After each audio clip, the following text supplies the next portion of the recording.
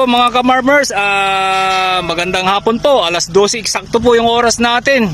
Nandito po kami sa Nipako, Paniki Tarlac. Ayan po, tingnan nyo po, ito po yung i-rehabilitate natin dito sa lugar na ito. Ito, anong nangyari dito, Nay? Yung ano siya, no? Nalunod sa tubig. Nalunod. Sa kuhol. Yan, kinain po ng kuhol po. So, ayun po, yan.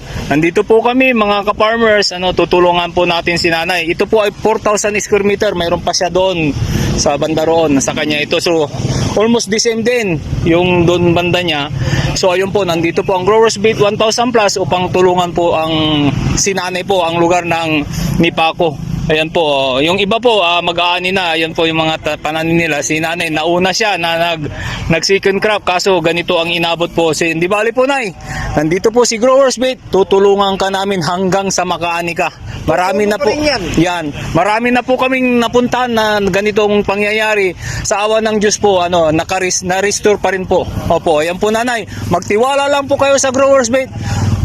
Ang ani nyo po, ibabalik po yan ng Diyos po. Ayan po, nanay, to God be the glory po, nanay. Thank you po, Nay. Kaya ganito ito, kahit sa tungro.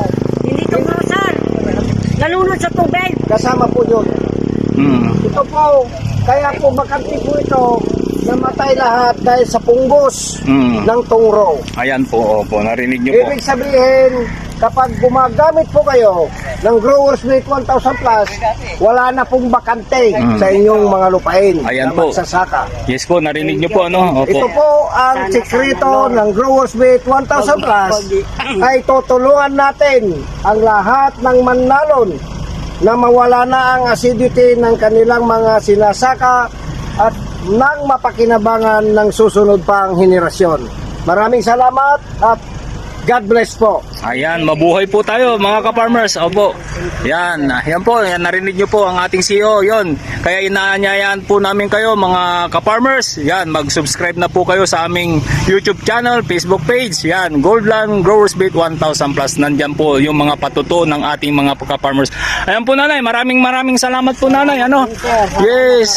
Opo, nandito ang Growers Beat po.